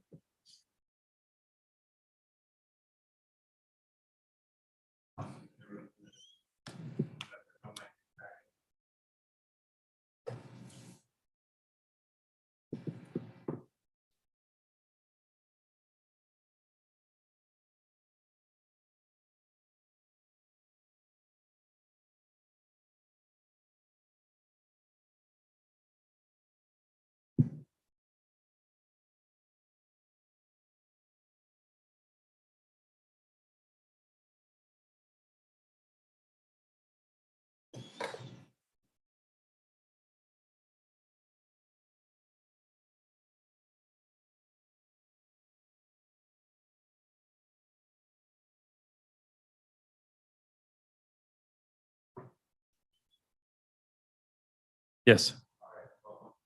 Good evening. Tonight, I'm going to be briefing you on a letter that's going to be sent out to 38 property owners. That includes businesses in the Tillicum Woodbrook area. These property owners have reached their deadline for their deferrals or their time before they are required to connect to the sanitary sewers that were built over 10 years ago.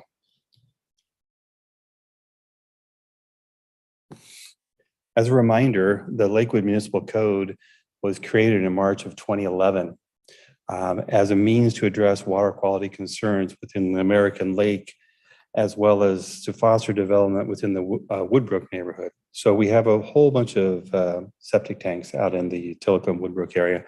They were never sewered by Pierce County when Pierce County pushed the sewers through back in the 80s. Right now, a significant portion of the money that we use for building the sanitary sewers in that community comes from Pierce County Sewer Utility. They rely on our code that says that in 10 years you have to connect. So until then, they're paying us a sewer availability fee of a little over $66 a month.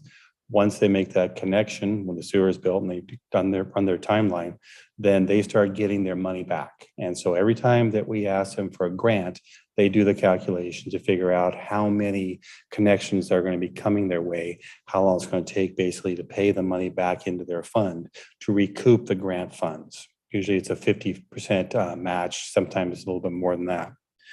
At this time, the properties that are required to connect Most of them have done so. We have 38 remaining properties.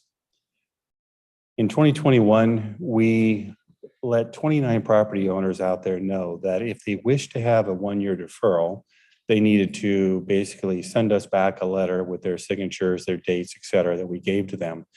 This was done with the council blessing because of the impacts of COVID that was hitting everybody in 2021.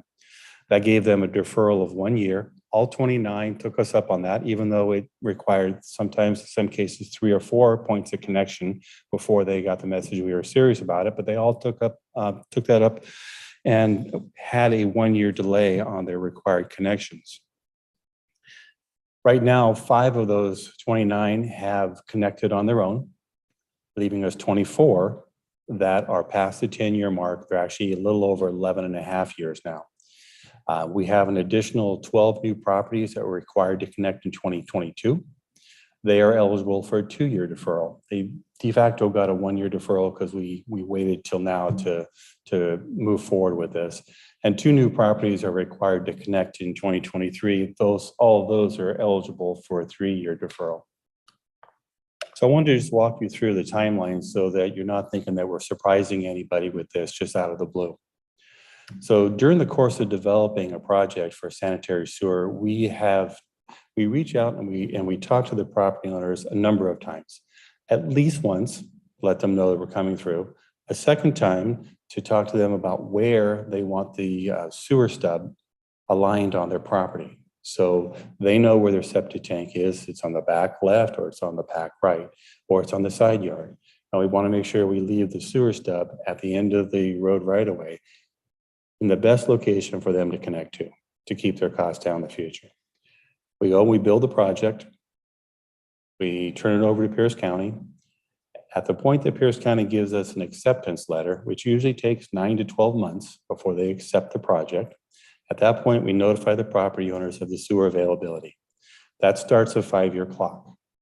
At the end of that 5-year clock, and they're notified of this, at the end of that 5-year clock, they can request an additional 5 years if they've had their septic system and tank inspected and they provided verification that is still in good functional order. They can request an additional 5 years. That gets us to our 10-year window. At the 10-year window, one moment here, part of it is we'll get this off the bottom. It's actually covering up. Yeah, thank you very much. So at the end of the 10 years, we send them a mandatory connection letter, and that's where we are today for 38 properties. They're going to receive a mandatory connection letter within the next few weeks, notifying them that they've reached the extent of their time. However, we will also be letting those who know that or that have an additional year, they have 1 more year, they can request a deferral. Those who have 2 more years, and that's 12 of them, they can request a deferral for 1 to 2 years. And then the last ones, they can refer up to 3 years. Typically, we give a deferral for 1 year at a time, and there's very specific criteria that they have to meet before they will be authorized a deferral. In this case, I think we need to be a little bit sensitive to the fact that the cost for these connections range anywhere from $10,000 to $15,000. A recent one that was run through Community Economic Development through a loan was $16,500. I don't know the complexity of that one, but I'm just giving you a sense of what that cost would be. I'm also sensitive to the fact that right now, finding a really good contractor to do this kind of work can be challenging. Our code requires that when they receive the mandatory connection letter, they have 90 days to make connection. That's quick, especially if they haven't been planning for it. They can request an additional 90 days, and that gives them basically 6 months to get this through. So again, that's going to be a pressure for a number of these property owners who need to make that happen.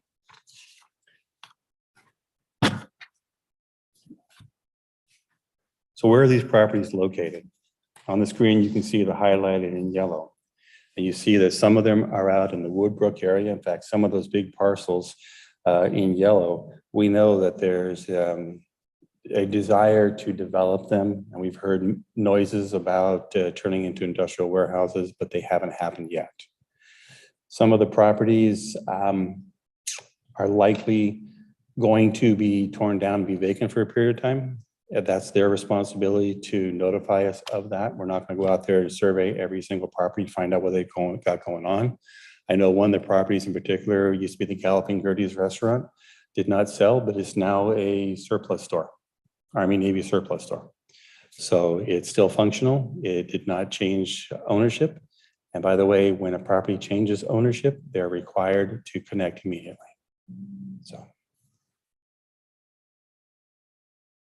So what about the future? In 2027, based on the work that's already been completed, remember, we're looking at a 10-year window. So anything due in 2027 had a sewer constructed and accepted in 2017, 2018, 2020, so on. 12, 7, 19, 24, and we're projecting 70 on one of their future projects. In fact, yeah, and I didn't go past that, but you know that we've got ARPA grants from Pierce County, so we have 3 projects. This only shows one of them. We have 2 additional projects in the next couple of years that will be stacking on further out in 10 years after that. So this gives you an idea of the nature and the impact of what we're talking about here. So I wanted to take a moment just to talk about the financial support that we have available to these residents. By the way, out of the 38, 5 of them are commercial in some fashion, so they would not be eligible for grants and loans. So we're really narrowing that down from 38 down to 33. And we have those broken out into 3 different groupings. So right now, the city has CDBG loan funds for lower income at 0 to 1%. There's about $300,000 available per year that could be allocated to help out. 1406 funding, there's $293,000 accumulated. About $98,000 per year is available. Allocation of this will come before the city council to make sure this is where we want to spend our money, but this is the nature of the funds that we have available. We also have, under the capital program, under Public Works Engineering, we have budgeted $50,000 per year for side sewer connections, loans. The advantage of that one is it is not income constrained. The other 2 are constrained by where your income level is. So coming down to it, we're in a fairly good place for being able to support the community as far as providing loans. We're also in a fairly good place being able to provide them the support. And if we are thoughtful as we move forward on deferrals, I believe that we can lessen the impact for many of these property owners and get them to the point where they can be connected in a year to 2 years. Right now, Community and Economic Development estimates that they can handle about 4 or 5 loan applications per month. I have been also informed that sometimes for some of these residents, getting them to fill out the forms, getting the information can be a bit challenging. So the 4 to 5 is an optimal. If you look at that, we got 33 actually. If we can do 4 to 5 a month in a year's time, we could technically get everybody lined up. So they have their loans, and then it's a matter of getting the contractors out there to start doing the work. So overall, I think we're in a pretty good place being able to support the community with this work. With that, that's a high level briefing. The rest of the more detail is in your council memo, and I'm available to answer any questions you may have. Thank you, Mr. Busich. Any questions? Mr. Anderson? So what's the current monthly or annual cash flow from the availability charge, and how's that expected to kind of amortize out over the period of deferrals? So the availability charge is not part of this program. So I don't that. have those numbers for you. But if everyone hooked up, we wouldn't be receiving any more availability charges. Isn't that correct? If everybody hooked up, we will have completed all of our work. And there will be no availability charges. And That Pierce would County be- then gets all the revenue. That'd be a future discussion for council to decide whether they want to approach Pierce County and ask them to stop collecting that on behalf of the city of Lakewood. No, I guess you misunderstand. Right now, we get an availability charge, correct? We do get a sewer availability charge for everybody who has not hooked up. It is equivalent to their monthly fee of Right, and $66.70. that money is City of Lakewood money that we have dedicated to sewer improvements. We have that dedicated for building new sewer lines. And when people, every time a person hooks up, the incremental revenue goes down. Correct. So if everybody hooked up, we'd get zero.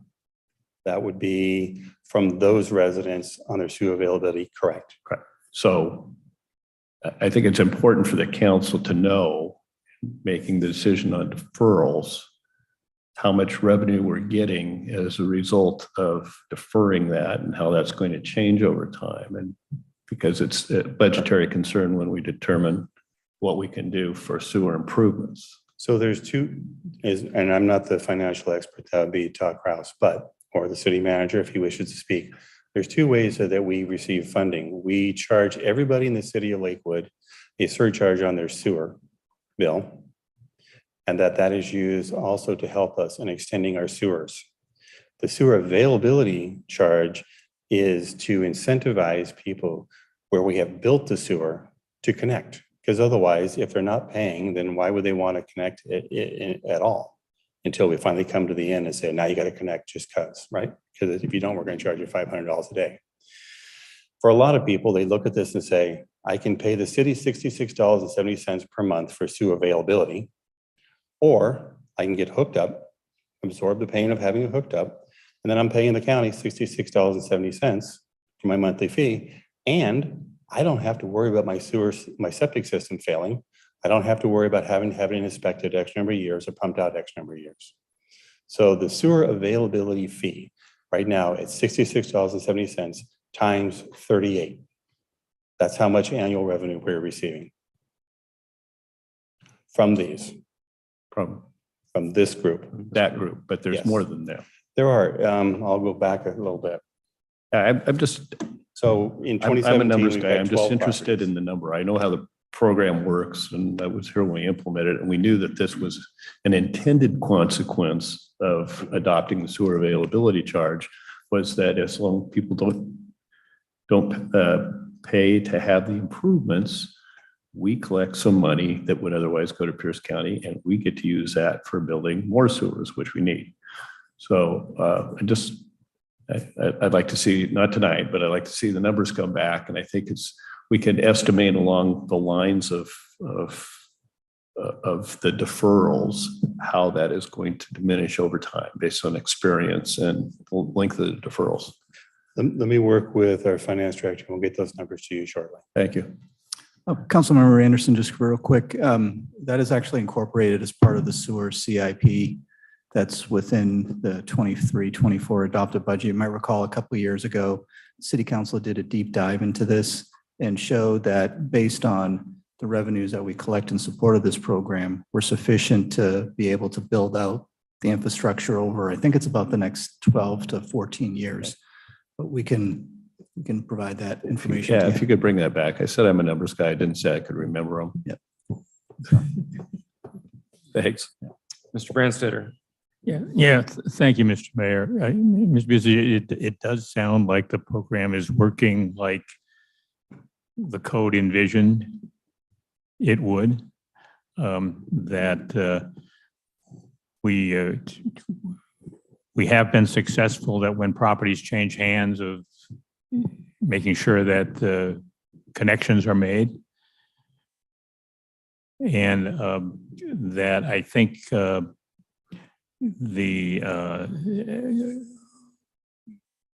in your slide about the city, for people who are above the income thresholds for the low income loans, and we have the city capital loan, the notation there was interest to be determined. What does that process look like if somebody who has an income that's well above the AMI and owns a property and they choose to want to enter into a loan with the city? What's our process for determining that interest? I had a conversation with our finance director about that, and she and I both agreed that's something we would need to look into should we get that, but it would be fair market value because we're no longer dealing with individuals who are at lower income. So we would need to take a look at, I imagine, the rate of income we're getting on the money that we have banked And that's what we would expect from the applicants for the loan. Okay, well, and I guess I would just make one other comment. In your memo, you spoke to, we are building out the sewers in Tillicum and Woodbrook, and with a goal of over the long term positively impacting the water quality in American Lake.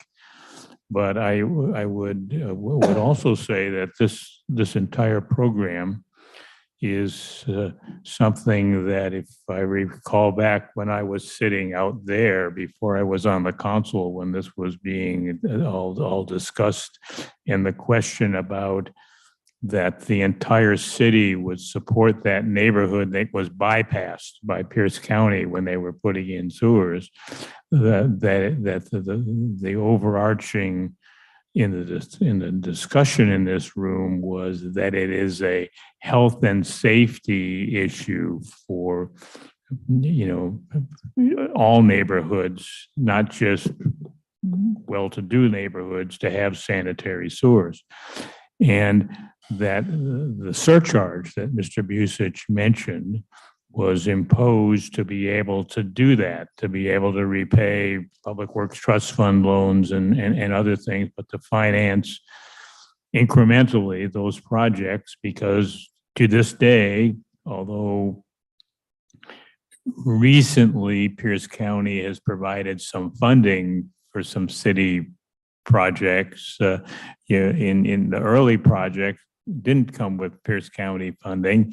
And the idea was, if you, the city, build it, then you can give it to us. But that to the credit of the community, there was little concern and actually quite a bit of, this is a good idea, when a surcharge was imposed on all the ratepayers in the city in order to bring those folks that had been bypassed in line and eventually get them to be sewers. And this goes back in a time it was before worrying about equity was the buzzword of the day, but it was the sort of thing that the city council before us and the citizens of Lakewood looked at as a good thing to help those to do that, to go on. So I think that this is a very, really a program that's working, that it has environmental things, it has economic development value, but it also has neighborhood equity value as well. And I think that Mr. Busich and the Public Works directors before him have managed and put the program together well. And it sounds like it's, on a good glide path. Thank you. Any other comments, Mr. Lorisola? Thank you, Mr. Mayor. So as this was established back in 2011, the goal was to improve water quality of American Lake. Do we have data that shows that water quality has gone up as a result of this? We have data over the last 20 years that says that for certain parameters, it's getting better. But statistically, is it significant? Not yet. Okay. There's too many properties still on septic. Yeah, and probably lots of variables. Yeah. All right, thank you. Mr. Boki. Thank you, Mr. Mayor. 1406 funding is mentioned here, 293,000 accumulated. We were just talking about 1406 money the other day, and I thought we agreed that we were going to spend it on something else. Councilmember Boki will be providing some options for you as part of the mid-biennial budget review. But again, it's just a pot of money that's available if the opportunity arises. It was the MDC thing. So That's correct. how many times would we be spending it using only some of spend the it fund once. balance? You can only spend it once. Yeah, we can only spend it once. That would be and so I'm just questioning that, but I think the idea was we'd spend both these out of fund balance, it sounds like, and we got money The coming. reason every it's year. included here, Councilmember Boki, is because pursuant to your current policy, which is to make these funds available as part of the building home repair. And so it meets that, this program meets that definition. But we are going to be bringing forward some different alternatives on how to use those monies, because we have been collecting it, but a lot of people have not been applying to use the funds for those purposes. Correct. That's right. And that's why we agree with the MDC thing. That's correct. And so if we use it, so we've got CDBG 1406. They're income limited, but they're still loans, correct? That is correct. All of this will be done with loans. Okay. That was my only question. Sure, Mr. Lorcell. One more follow-up. So these are certain parts of Tillicum and Woodbrook. Are there other homes within Tillicum, Woodbrook, and the rest of Lakewood that still need sewer connections? And how big is that volume of homes? There are definitely more areas of the Tillicum area. We have 3 projects that we'll be building over the next couple of years. One of them, which if you recall, showed 70 connections that was going to be built next year in 2024. I did not list the other 2 projects that are coming. And then I believe after that, we have a couple of more that will be out in future years.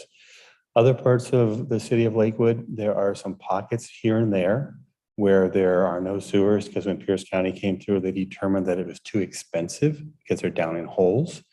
But the last time the council had a conversation about this topic, we modified the program to allow this to now also expand into those areas. But we have no plans laid out for doing this at this time. Any other questions?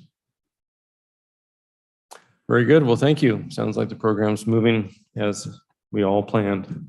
Thank you for your time. Very good. Anything else, Mr. Caulfield? Just a few updates, Mayor. The first is we learned last week that the Pierce County Business Accelerator Program had been awarded a Vision 2050 award from the Puget Sound Regional Council.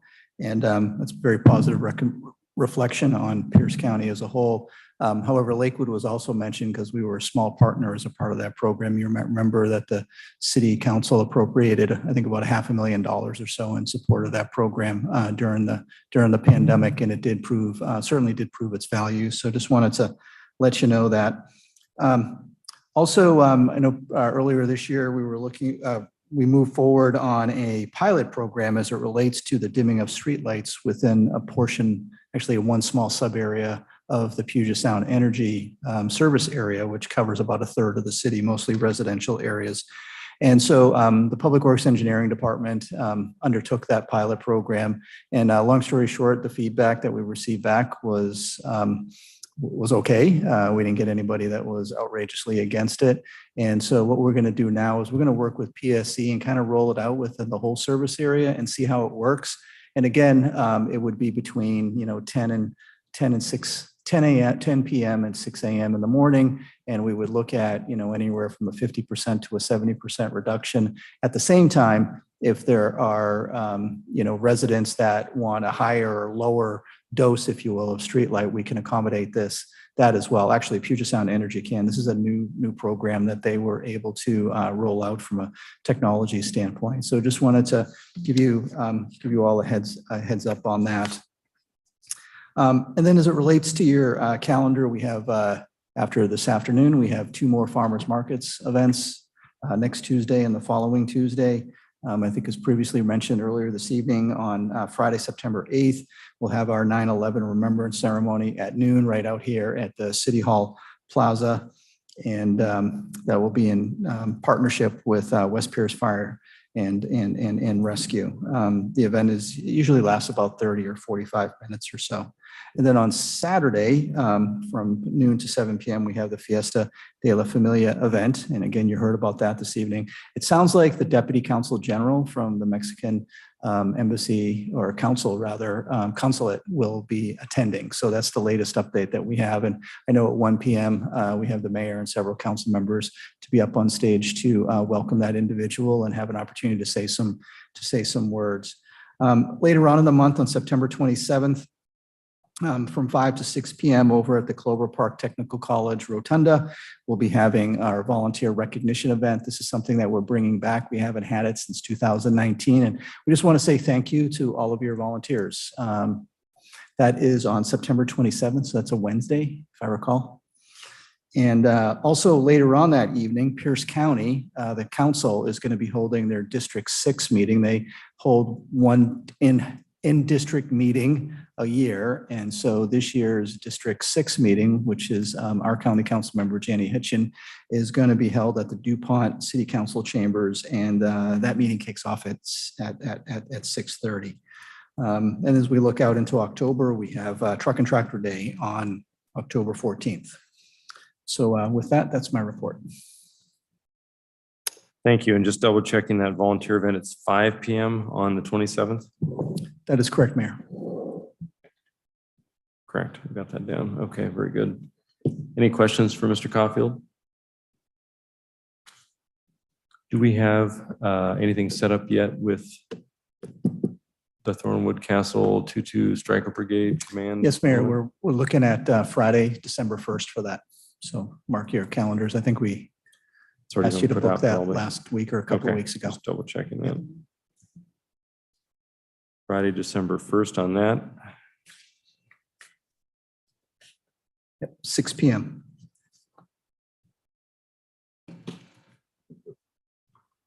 Okay. Just getting the calendar stuff set, and that's already set out there at Thornwood. Okay, very good. Any other questions, comments, or calendar issues? Very good. Then we'll go to council comments. How about Mr. Boki?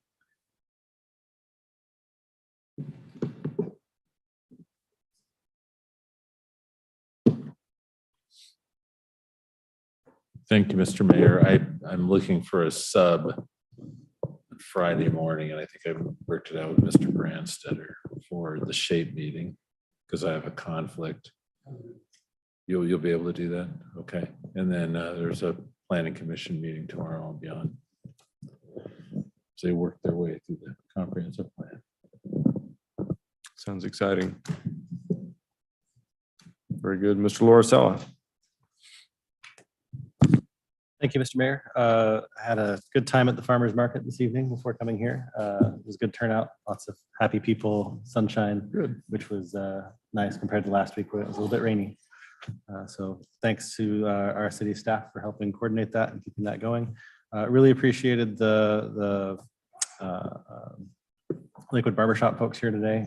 Really jewels of our community. And I look forward to visiting them at some point soon. So that's good stuff. In regards to multiple comments tonight on the tree removal stuff out in Springbrook, as I understand it, the permits for that predated our tree ordinance that we passed, which would help address things like that in the future. And in addition, I believe the funds from the fees for that could be used towards our urban forestry program. So it's a good thing for the public to understand. And that's it. Thanks. Thank you very much. Councilmember Bell. Thank you, Mr. Mayor. So I was able to attend the Buffalo Soldier Museum event yesterday at their Labor Day Festival at Cheney Stadium, and it was really wonderful. It was a great game with the military. I forgot, I think Army won. Yeah, I'm not sure.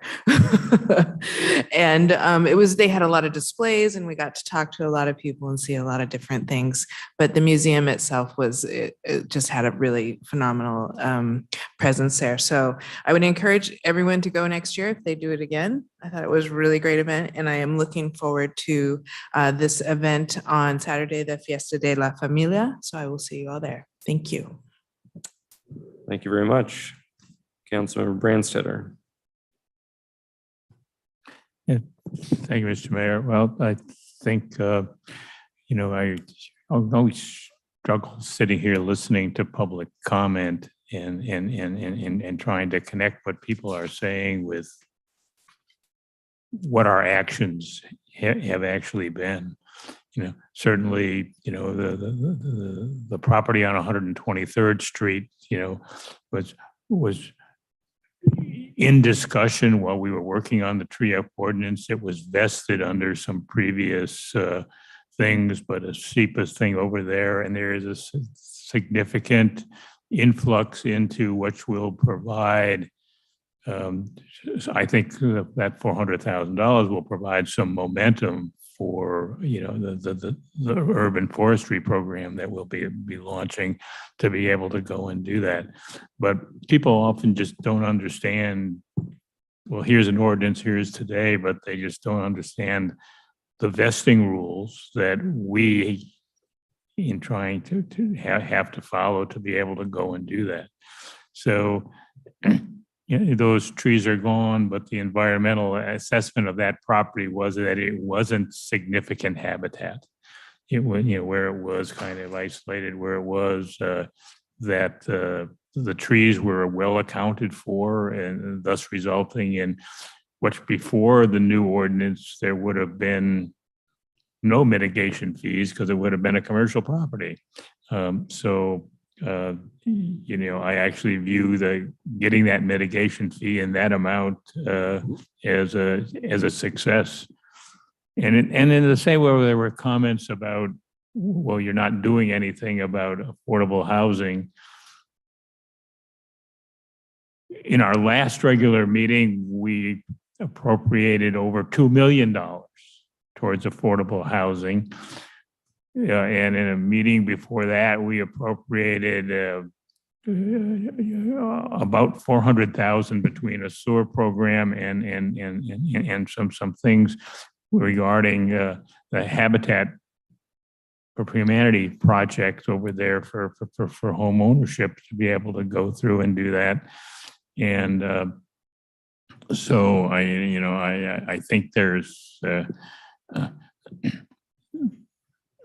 people are just not necessarily, if they can't see it,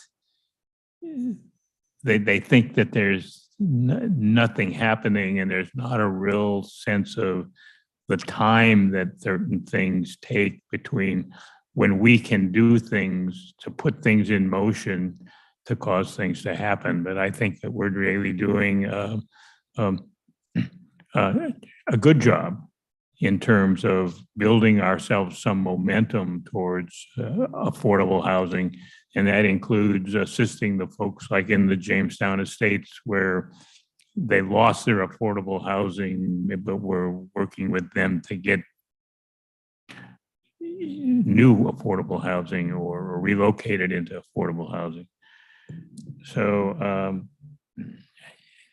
I think it's important for us to be aware of what we're doing, find as many ways as we can to give a positive message, but not let the people that come and talk to us get us discouraged. Thank you, Mr. Mayor. Well, thank you. I appreciate that comment. Mr. Anderson.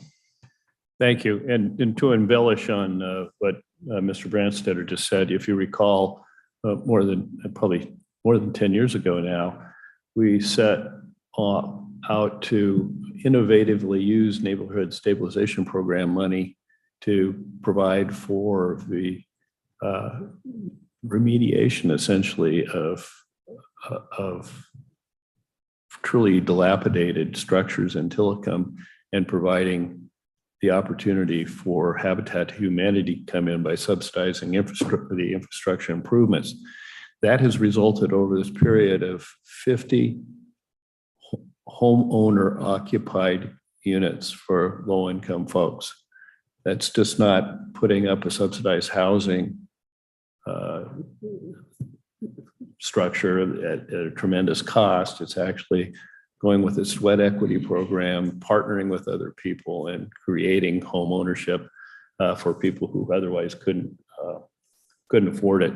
And among other results, the test scores in Tillicum went up at Tillicum Elementary School because kids stay there longer instead of rotating through like they did in the former dilapidated housing. So they've got some stability in the community that has really added to that.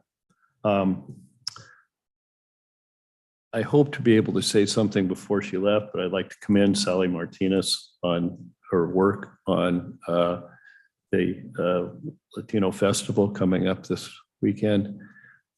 I recall, again, not quite 10 years ago, but the old Summerfest, smaller Summerfest, I attended for a 2-day event, I think, and I noticed the decided lack of participation by the Hispanic community in Lakewood, given it was disproportionately small, hardly at all. There weren't Mexican food trucks, for example. There wasn't Hispanic, Spanish language music. And I suggested to Parks, I was liaison, what about music? Why don't you bring in a Hispanic band, create a draw? That changed the character of that, and that's evolved into its own festival. So they've done a great job. She's taken the bull by the horns and should be commended for that. On Wednesday, I had the opportunity to have lunch with Commander and Command Sergeant Major of the 2-2 Stryker Brigade out at the base. They were in the middle of the 7th ID competitions. They put together about 15 soldiers who actually live in Lakewood. There's some good questions and comments that came out of that. It was an enjoyable experience. And I had been invited to attend some of the finals of the athletic competition and passed in order to actually learn something. Evidently, it takes a lot longer to get the equipment back from Korea than it does soldiers back. So although they had redeployed, they had 300 plus pieces of equipment that are still floating around on an MSC ship somewhere. And probably as we speak tonight is probably at the last day, I think, if their schedule comes off correctly, but it's right in this window. They have a 4 to 5 night exercise to get the equipment off the ship and get it back to the, and they did a tabletop exercise, only it was yard size. Think your yard, think the biggest part of your yard. And they had lines and structures lined out, and pointers, and each unit went through the great ballet dance that they have to do to get those back, and working around the Longshore Union and the traffic on I-5 and how not to end up in Gig Harbor, and what happens if something breaks down, and the EPA is going to be there watching for oil drips and shutting them down. Yeah, so it was really interesting to see how intricate the logistics of that work is, and how prepared they have to be. I'd seen the preparations for deploying a bit years ago when suddenly then it was the 4-2, I believe, was told that they weren't going to NTC down in California by rail. They were going to go by ship because Big Army wanted to see how quick they could do it. They got a very short notice. But it's actually more complex getting it back because you don't just run down and put it on the boat. You know, there's things like somebody put 100 units of somebody else's equipment in front of theirs. So they have to take it off, stage it, get theirs off, and then put it back on the ship. So yeah, it's quite informative. I actually spent a couple hours doing that. So great appreciation for the behind the scenes work of the people who don't carry rifles. So that's all I have. Very good. Thank you, Deputy Mayor Moss. Thank you, Mr. Mayor. You know, I too was thinking about the affordable housing. And I think one of the things we may be able to do to help people to understand affordable housing is just what you can afford. It can't, I mean, to build a house, it's gonna be above what I could afford in some areas. So I think one of the things, if we just reinstate housing inspection, how we improve the apartments for better life quality of life would be helpful for people to understand that the city have to go by what the builders are doing. We can't dictate to them that we want low income, how we can support, kind of like offset some of the costs with our programs, but to build a house and call it affordable, it's not going to fit everybody's criteria. And I think that's what a lot of what's happening to why people are feeling that we are not doing what we need to do for affordable housing. We're doing the best we can with what we have. We can offer up some tax breaks or whatever, but still the cost to purchase a house is out of control right now. So anyway, I just wanted to share that because that was troubling to hear what the comments were made tonight.